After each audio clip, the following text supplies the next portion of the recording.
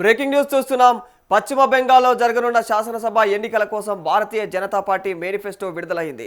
ఇక కేంద్ర హోంశాఖ మంత్రి అమిత్ షా దీన్ని ఆవిష్కరించారు. ఈ సందర్భంగా ఆయన రాష్ట్రానికి అనేక హామీలు ఇచ్చారు.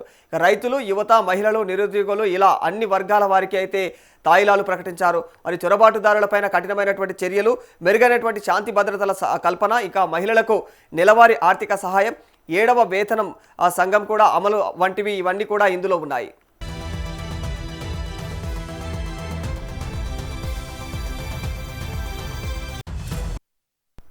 అధికారంలోకి వచ్చిన 6 నెలల్లో ఉమ్మడి పౌరస్మృతిని అమలు చేస్తామని అమిత్ షా స్పష్టం చేశారు.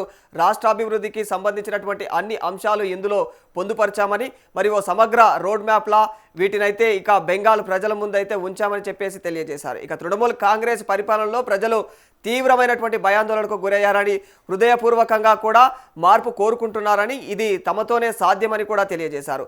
రాష్ట్ర భవిష్యత్తు పైన బీజేపీ విజన్ను ఈ మేనిఫెస్టో ప్రతిబింబిస్తుందని కూడా వివరించారు.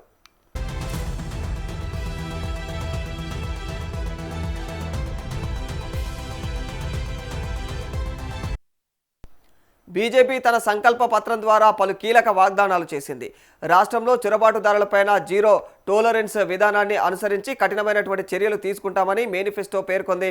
మరి ఎన్నికల్లో బీజేపీ అధికారంలోకి వస్తే 7వ వేతన సంఘం సిఫార్సులను 45 రోజుల్లో అయితే అమలు చేస్తారు. పశ్చిమ బెంగాల్లో ఏదైతే ఆయుష్మాన్ భారత్ వంటి కేంద్ర ప్రభుత్వ పథకాలను విస్తృతంగా అందుబాటులోకి తీసుకువస్తారు. ఇక మహిళా సాధికారత కోసం కూడా ప్రతి నెల 3,000 ఆర్థిక సహాయాన్ని అందిస్తుంది.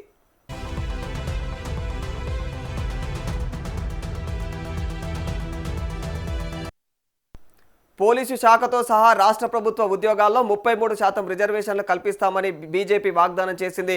ఇక నిరుద్యోగ యువతకు కూడా నెలకు 3,000 ఆర్థిక సహాయం అందించడం ద్వారా అయితే వారి ఆర్థిక భద్రతకు భరోసా ఇవ్వాలనేది బీజేపీ లక్ష్యంగా కనిపిస్తోంది.